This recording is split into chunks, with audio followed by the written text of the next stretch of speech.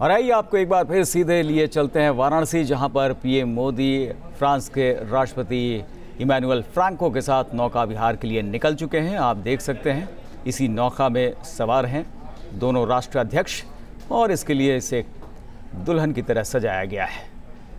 तो ये boat diplomacy के तौर पर भी देखा जा रहा है और भारी भीड़ दोनों तरफ, और जिधर भी लोग हैं उधर हाथ हिलाते हुए दोनों ही राष्ट्राध्यक्ष पीएम मोदी और मैक्रोन,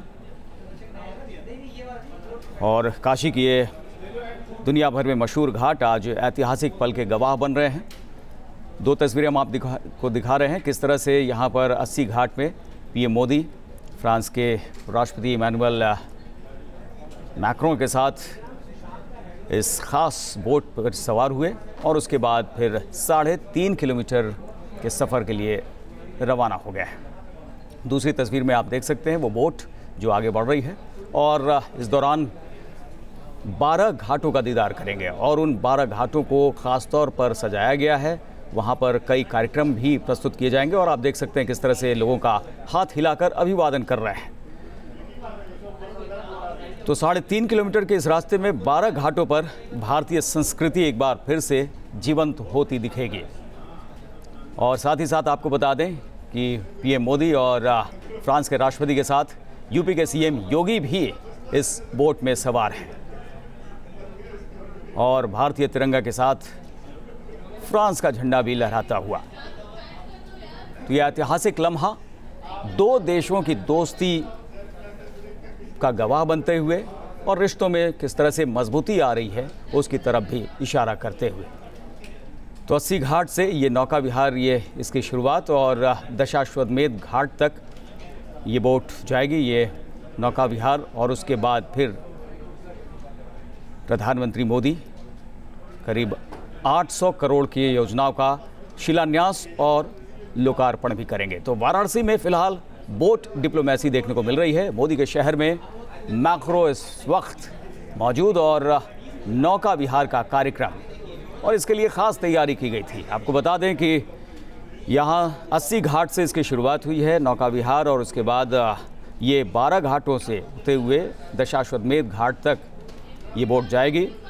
और इस दौरान आपको बता दें महानिर्वाणी घाट पर बनारस के धार्मिक महत्ता का दर्शाते हुए दंडी स्वामी मौजूद रहेंगे, और साथ ही साथ घाटों पर हर वो तस्वीर जो है वो देखने को मिलेगी, दिखाई जाएगी, जिसके लिए ये संस्कृति की ये नगरी जानी जाती है, मशहूर है। सुशांत मुखर्जी हमारे संवाददाता वाराणसी से जुड़ गए हैं हमारे साथ। सुशांत, 80 घाट से नौका विहार की ये शुरुआत, 3.5 किलोमीटर की ये दूरी, किस तरह से इसे देखा जा रहा है और आगे का क्या कार्यक्रम?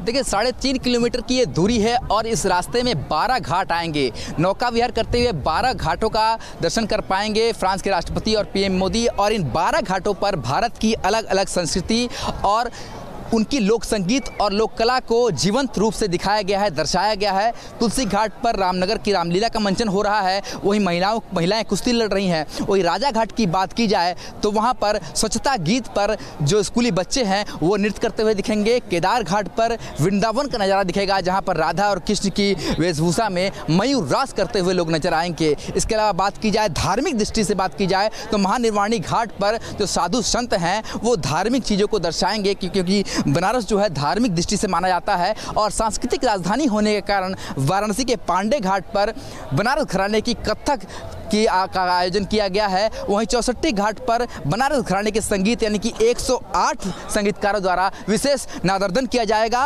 और महात्मा गांधी के जो सबसे करीबी भजन के रूप में आना आता है वैष्णव जन, उसका गान होगा। तो अलग अलग घाटों पर अलग अलग संस्कृति बनारस की देखने को मिल रही है और इसी को दर्शाया गया है। जैसा कि तस्वीरों में आप देख भी पा रहे होंगे कि 9 बोटों का ये काफिला है जो आगे बढ़ रहा है दशाश्वमेध घाट की तरफ, और विभिन्न घाटों पर बनारस और भारत की अलग अलग संस्कृतियाँ देखने को मिल रही है। तो ये अलौकिक दृश्य है इस समय बनारस के लिए और ऐतिहासिक दिन है, क्योंकि इस दिन की कल्पना शायद ही कुछ दिनों पहले तक कोई करता था, क्योंकि अब तक दो राष्ट्र अध्यक्षों को इतनी करीब से देखने का मौका बनारस वासियों को नहीं मिल पाया था और पीएम मोदी को भी लोग काफ़ी करीब से देखना चाहते थे। ऐसे में आज जो मौका मिला है, ऐसे में हज़ारों की संख्या में लोग इस समय गंगा घाटों पर उमड़े हुए हैं और जैसे जैसे ये जो नौका विहार का काफिला आगे बढ़ रहा है, लोग भी उनके साथ आगे बढ़ रहे हैं, हाथों में भारत और फ्रांस के झंडे लिए हुए। और सबसे खास बात यह है, विदेशी सैलानी जो यहाँ पर पर्यटक के रूप में आए हुए हैं, उनके लिए भी बेहद खास अनुभव है, वो भी भारी संख्या में इस समय घाटों का रुख किए हुए हैं।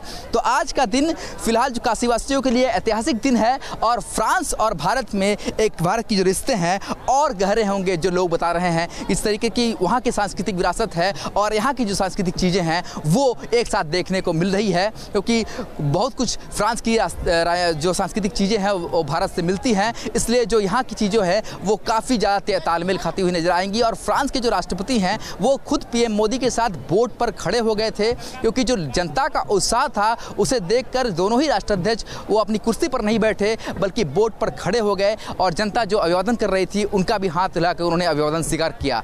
तो एक अद्भुत दृश्य जो आज से पहले शायद ही बनारस में कभी देखने को मिला है, जो आज यहाँ पर नजर आया गंगा घाट पे। 3.5 किलोमीटर का ये सफ़र है और 20 मिनट बाद ये सफ़र खत्म हो जाएगा। 2:12 के वाराणसी के दशाश्वमेध घाट पर दोनों ही जो राष्ट्राध्यक्ष वो उतरेंगे और वहाँ पर हरियाणा के नागी जो बीन के साथ वहाँ पर एक नृत्य होगा, उसके साथ ही इसका समापन होगा। पर ये जो गंगा घाट पर नौका विहार करने का ये सिलसिला है, आज एक ऐतिहासिक क्षण जरूर देकर चला गया है काशीवासियों के जहन में। जो भी आज यहाँ इस क्षण को देखा है वो शायद ही कभी भूल पाएगा। और वही बनारस के जो कलाकार हैं, जो लोकनृत्य के कलाकार हैं, जो संगीत के कलाकार हैं, उन्होंने काफ़ी दिनों से इसकी तैयारी की थी और आज उनकी तैयारी सफल रही जब दोनों राष्ट्राध्यक्ष उनके अभिवादन को स्वीकार करते हुए आगे बढ़े हैं। फिलहाल उनका काफिला दशाश्वमेध घाट पर मात्र चंद मिनटों में ही पहुंच जाएगा। बिल्कुल सुशांत, यहाँ पर दो चीज़ें भी निकल कर आती हैं कि जल मार्ग पर जो है वो प्रधानमंत्री मोदी का विशेष ध्यान रहता है। फिर चाहे वो जहाँ भी जाए वहाँ पर बोटिंग करना नहीं भूलते। सी नदी की अगर बात की जाए या फिर साबरमती नदी की बात की जाए, सी प्लेन से भी उन्होंने सफ़र किया था, ये भी याद होगा। और यहाँ पर अब बोटिंग करते हुए फ्रांस के राष्ट्रपति के साथ ही साथ स्वच्छता पर भी काफ़ी उन्होंने ध्यान दिया है और स्वच्छता को लेकर भी कार्यक्रम प्रस्तुत किए जा रहे हैं एक घाट पर, जैसा कि आपने भी बताया था। इसे लेकर क्या कुछ कहा जा रहा है?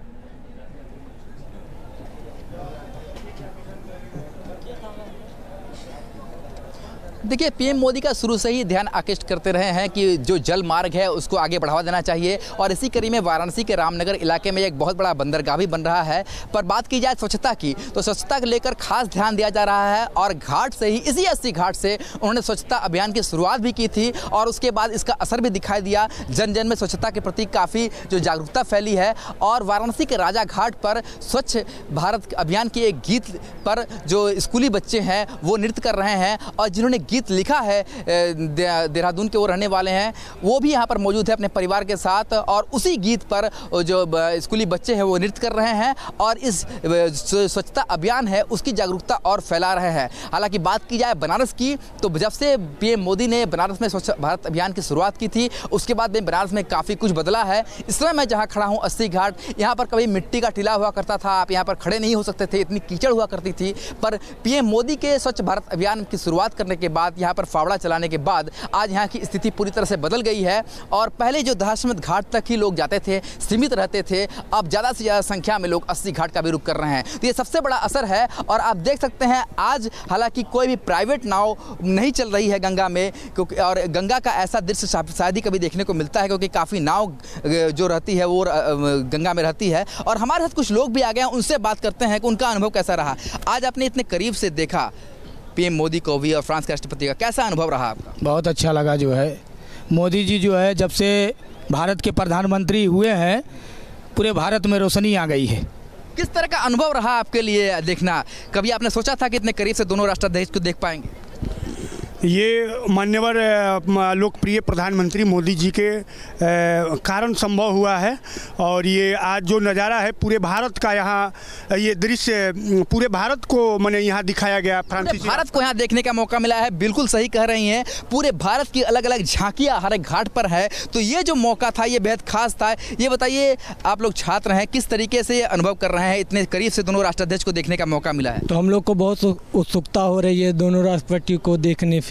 हम लोग में काफ़ी ज़्यादा उत्साह भी है सभी में, और हम लोग दोनों राष्ट्रपति को काफ़ी करीब से देखा, काफ़ी करीब से इन्होंने देखा है। ये और एक अलग अनुभव है। आप देख सकते हैं लोगों में कितना उत्साह है। भले ही नाव आगे बढ़ गई हो, पर अभी भी लोग घाट छोड़ने को तैयार नहीं है। उन्हें पता है कि अब वो वापस यहाँ नहीं आएंगे, पर फिर भी जो उन्होंने ये क्षण देखा है, इसलिए उस क्षण को कुछ देर यहाँ तक जीना चाहते हैं, इसलिए घाट छोड़ने को कोई तैयार नहीं है। अभी भी भीड़ उतनी ही है जितनी भीड़ उस समय थी। हालांकि कुछ लोग बोट के साथ गंगा घाटों पे आगे गए हैं, उन्हें जितना देर हो सकता है देखने के लिए, पर अभी भी घाटों में भीड़ लगातार बनी हुई है। और लोगों के लिए जो ये क्षण है भारत और फ्रांस के जो राष्ट्राध्यक्ष को एक साथ देखने का, वो बिल्कुल नया अनुभव लेकर आता है, क्योंकि आम व्यक्ति के लिए इतने करीब से अपने देश के प्रधानमंत्री को देखना और फ्रांस के राष्ट्रपति को देखना एक बहुत बड़ा अनुभव है। वहीं बनारस की अगर बात की जाए तो बनारस अपने आप में कई संस्कृति और सभ्यताओं को अपने आप में समेटे हुए है। लघु भारत कहा जाता है वाराणसी को, क्योंकि पूरे भारत के हर एक जगह से, हर एक कोने कोने से लोग यहाँ पर बसते हैं और उनकी संस्कृति भी यहाँ पर बसती है। देखने को मिलता है बनारस में इस तरह का बहुत कुछ, और ऐसे में अब जीवंत रूप में वो चीज़ घाट पर भी देखने को मिल रही है। ऐसे में लोगों के बारे में लोगों से बात करते हैं। आपने दोनों राष्ट्राध्यक्षों को देखा, किस तरह का अनुभव हुआ और कितनी इसकी अपेक्षा थी आपको? अपेक्षा की बात करें तो जब से मोदी जी का ये संसदीय क्षेत्र हुआ है, तब से बनारस के लोगों को काफ़ी कुछ देखने को मिल रहा है। और ये एक इंडिया लेवल की बात करें और इसके बाहर की बात करें तो मोदी जी इसको बहुत आगे ले जा रहे हैं। और जो आज का सीन है, ये सिर्फ भारत ही नहीं बाकी देश भी देख रहे हैं कि मोदी जी का काम कैसा है और काम क्या बोल रहा है। तो प्रधानमंत्री के बारे में सभी ये कहते हुए कि दूसरे देशों को भी जोड़ने की जो उन्होंने कोशिश शुरू की है, वो कोशिश कितनी कामयाब है, वो आज गंगा में नौका विहार करते हुए फ्रांस के राष्ट्रपति के साथ नजर आ रही है। ये बताइए, कहाँ से आए हैं आप लोग? हम लोग यहीं अस्सी घाट से। अस्सी घाट से आए हैं। कितने देर से इंतजार कर रहे थे? अरे बहुत देर से इंतजार कर रहे थे। तो दोनों राष्ट्राध्यक्षों को एक साथ देखने का मौका मिला, कैसा अनुभव रहा? बहुत अच्छा लगा, बहुत अच्छा लगा। घर से सारा काम उम छोड़ के हम लोग मोदी जी को देखने के लिए आए और सब अच्छा है। तो सपना पूरा हो गया? हाँ जरूर। तो ये एक उत्सव है जो गंगा घाट पर है। जिस तरीके से देव दीपावली एक महा उत्सव के रूप में मनाया जाता है, वही आज के दिन को भी लोग एक महा उत्सव के रूप में देख रहे हैं। ये बताइए, कितने देर से प्रतीक्षा कर रहे थे आप लोग यहाँ? मैं लगभग यहाँ पे 12 बजे से आके वेट कर रहा हूँ कि मोदी जी आ रहे हैं, चूँकि उनका कार्यक्रम 1:50 का था और वो यहाँ पे पहुँचे हैं 2:15 पे। उनको लेट हो गया है, वो धूप में हम लोग यहाँ खड़े थे। बहुत अच्छा लगा, इंतज़ार का पल बीत गया लेकिन पता नहीं चला, क्योंकि हम लोग एक ऐसे बंदे का इंतजार कर रहे थे जो कि अपने देश को आगे ले जा रहा है। तो क्या लगता है, दोनों राष्ट्राध्यक्षों को एक साथ देखने का अनुभव कैसा रहा आप लोगों को? बहुत अच्छा लगा। की वजह से इस बनारस जैसे जिले में, सांस्कृतिक नगरी में ये दूसरा राष्ट्रपति आया हुआ है, ये बहुत खुशी की बात है, बनारस के लिए गर्व की बात है। तो बनारस के लिए गर्व की बात है। और लोगों ने जो सपने सजोए थे, जो उन्होंने सपना देखा था प्रधानमंत्री मोदी के प्रधानमंत्री बनने के बाद, जब नरेंद्र मोदी प्रधानमंत्री बने थे, जो उन्होंने सोचा था, उन उम्मीदों पर खरे उतरते हुए पीएम मोदी यहाँ पर नजर आ रहे हैं। क्योंकि जो लोगों की उम्मीद थी, उन्होंने कभी सोचा नहीं था कि बनारस में इतने फ्रांस के राष्ट्राध्यक्ष आएंगे और उन्हें इतने करीब से देखने का मौका मिलेगा, नौका विहार करते हुए देखने का मौका मिलेगा। ऐसा बहुत कम होता है।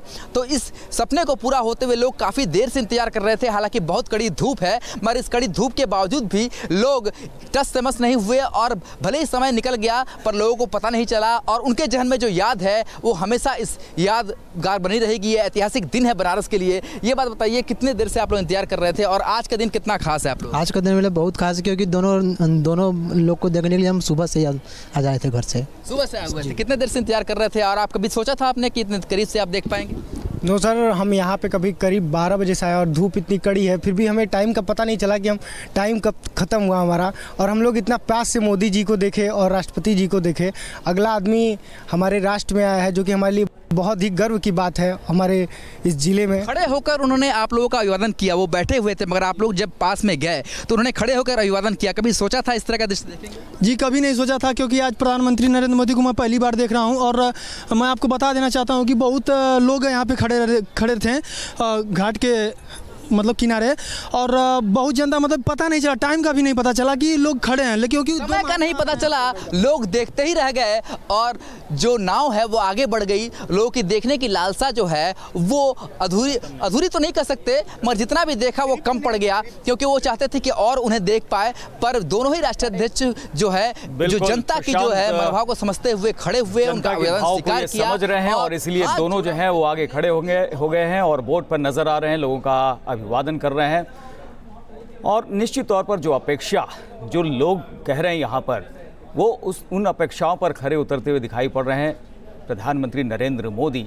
और जिस तरह से राष्ट्राध्यक्ष यहाँ पर आ रहे हैं, बिल्कुल मित्रवत जो व्यवहार हो रहा है वो बढ़ते कद की तरफ ही इशारा करता है कि महाशक्ति के तौर पर भारत जिस तरह से उभर रहा है, वो कहीं ना कहीं वो दोस्ती का हाथ सभी आगे बढ़ाते हुए और बोट डिप्लोमेसी उसमें एक कारगर कदम के तौर पर दिखाई पड़ रहा है। सुशांत, आपसे ये जानना चाहेंगे, शिंजो आबे का जो दौरा रहा था उसके बाद अब मैक्रो यहाँ पर आए हैं, उसके बाद से ये हालात अब किस तरह से बदलते हुए नजर आ रहे हैं?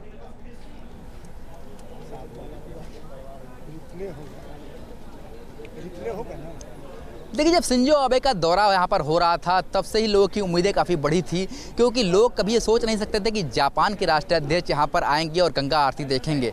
और ये जो उनकी जो सोच थी, कल्पना थी, वो सार्थक हुई थी और जापान के साथ एक मधुर रिश्ता जो है और ज़्यादा बढ़ा था।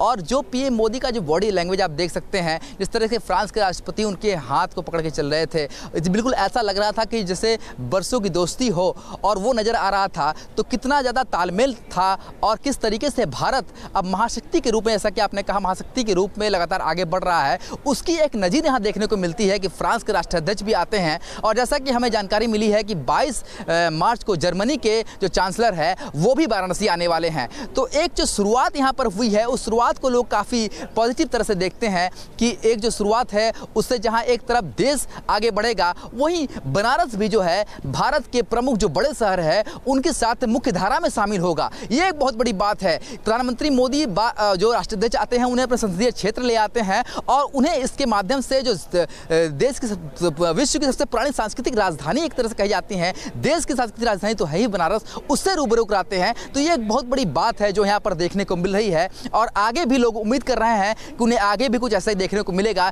जैसा कि हमें सूचना मिली है कि 22 मार्च को जर्मनी के चांसलर भी आएंगे, तो वो भी शायद नौका विहार कर रही है, गंगा आरती में शामिल हो, ऐसी बातें सामने आ रही है। तो लोगों का ये कहना है कि जो पीएम मोदी ने कहा था उसे वो करके दिखा रहे हैं और अपने संसदीय क्षेत्र के साथ साथ पूरे भारत को लेकर आगे बढ़ रहे हैं विश्व में महाशक्ति की ओर। तो ये जो उम्मीदें थी वो पूरी होती हुई नजर आ रही है जनता की। तो इससे एक बहुत बड़ा उत्साह है, जो उम्मीद बनी थी कि हाँ विकास के आगे आने वाले दिनों में विकास होगा, तो विकास की राह पर भारत और साथ साथ बनारस भी इसी उम्मीद पर आगे बढ़ता हुआ नजर आ रहा है। और लोग भी बेहद खुश हैं कि उन्हें जो सपने में उन्होंने कभी सोचा था वो सपना अब उनका पूरा हो रहा है। बनारस के गंगा घाटों पर किस तरीके का उत्साह आज हमने देखा है, वो उत्साह तो शायद देव दीपावली में भी नजर नहीं आता जिस तरीके का उत्साह आज दिखाई दिया है पीएम मोदी और फ्रांस के राष्ट्रपति के आने पर। तो आप समझ सकते हैं कि लोगों की उम्मीद कितनी पूरी होती हुई नजर आ रही है। और आने वाले दिनों में जिस तरीके से राष्ट्राध्यक्ष और भी देशों के राष्ट्राध्यक्ष के आने की बात हो रही है, तो लोगों को लगता है कि विकास की राह पर बढ़ने से बनारस को और भारत को कोई रोक नहीं सकता। बिल्कुल, भारत को कोई रोक नहीं सकता। कुछ इस तरह के संकेत देना चाहते हैं पीएम मोदी और इससे ये चीज़ भी निकल कर आती है कि भारत अपनी शर्तों पर इस वक्त आगे बढ़ता हुआ दिखाई पड़ रहा है और फिलहाल जो है वो बोट भी आगे बढ़ती दिखाई दे रही है। और बातचीत करते हुए जो भी यहाँ पर उत्सुकता है उसको शांत करने की कोशिश फ्रांस के राष्ट्रपति इमैनुअल मैक्रों प्रधानमंत्री मोदी के साथ, और मोदी हर एक बारीक चीज़ बताते हुए और बनारस की जो कला और संस्कृति है उसके बारे में भी विस्तार से बता रहे हैं। करीब 3.5 किलोमीटर की ये दूरी 80 घाट से दशाश्वमेध घाट तक। सुशांत, आपसे जानना चाहेंगे कि जो 12 घाट हैं और जहां पर जिस तरह की तैयारी की गई है, कार्यक्रम यहां पर तैयार किए गए हैं, उनकी जो झलक देखने को मिलेगी, जो प्रस्तुति होगी, वो इसी बोट से देखेंगे और फिर दशाश्वमेध घाट पर वहां से आगे की तरफ बढ़ेंगे।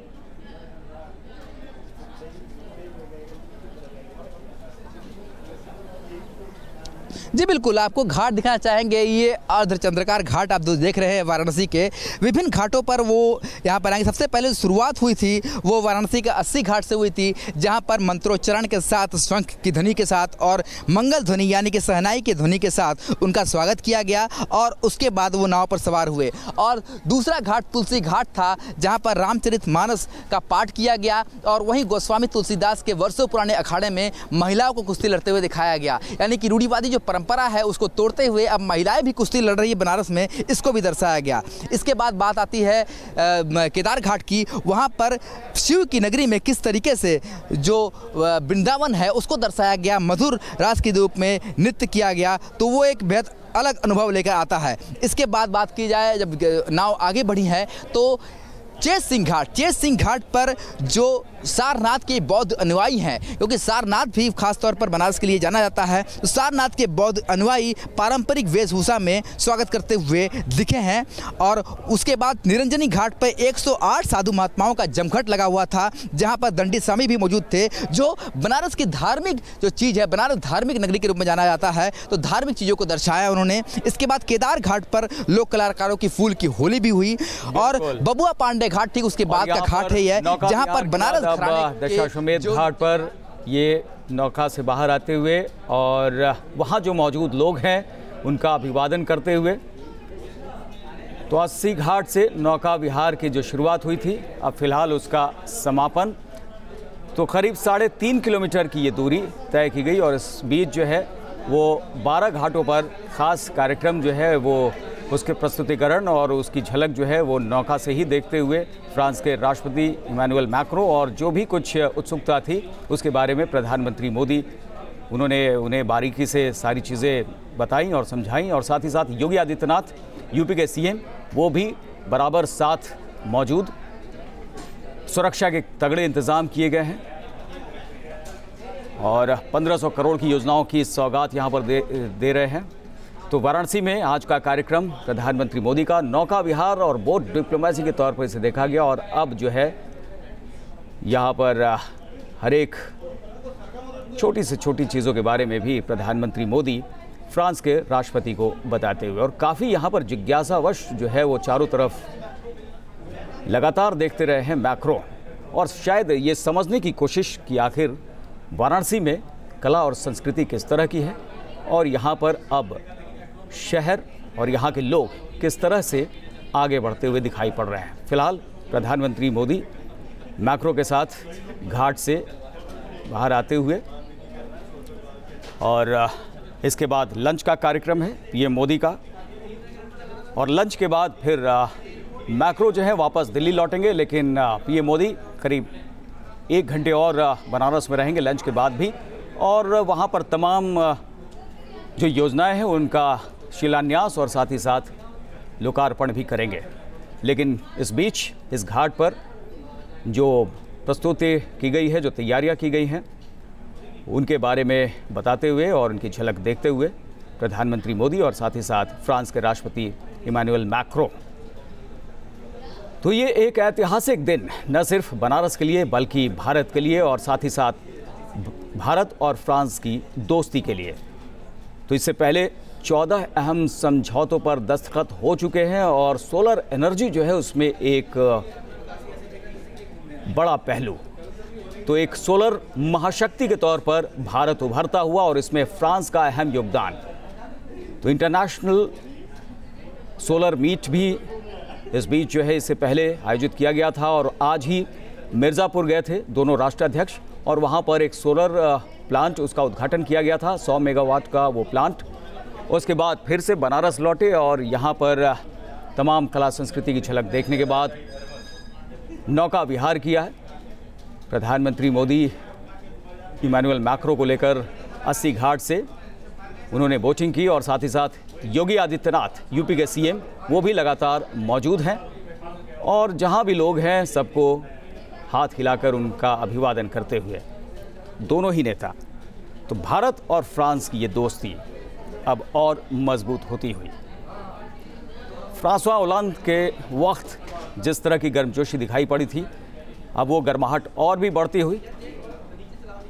तो पहली बार भारत यात्रा पर आए हैं राष्ट्रपति का पदभार संभालने के बाद इमैनुअल मैक्रों, और अब जो है वो बाहर निकलते हुए जहां पर लंच का आयोजन किया गया है, लंच के कार्यक्रम में, उसके बाद फिर वापस दिल्ली लौट जाएंगे मैक्रों। लेकिन प्रधानमंत्री मोदी इसके बाद बनारस में ही रहेंगे शाम तक और यहाँ पर तमाम योजनाओं का शिलान्यास और लोकार्पण करेंगे। तो जब भी मौका मिलता है प्रधानमंत्री मोदी अपने संसदीय क्षेत्र वाराणसी जाना नहीं भूलते, और ये तो एक ऐतिहासिक मौका जब इमैनुअल मैक्रों के साथ वाराणसी पहुंचे हैं। सुशांत, अब ये नौका विहार के बाद क्या कार्यक्रम है मोदी के और इमैनुअल मैक्रों के?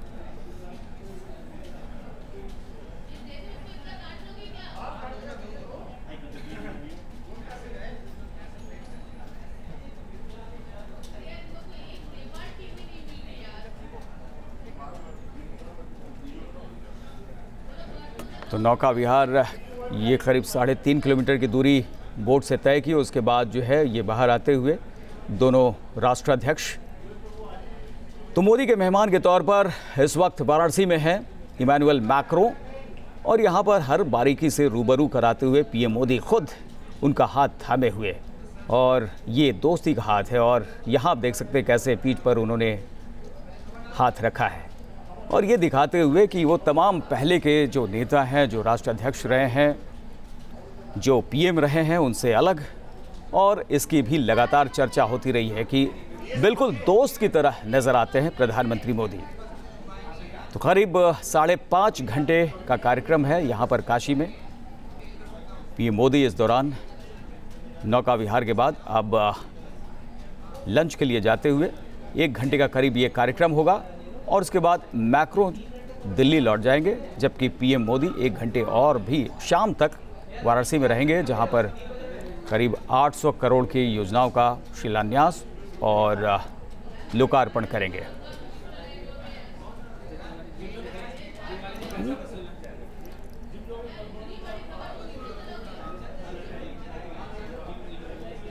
चलिए इसके बारे में आगे भी आपको दिखाएंगे, आप बने रहिए न्यूज़ नेशन के साथ।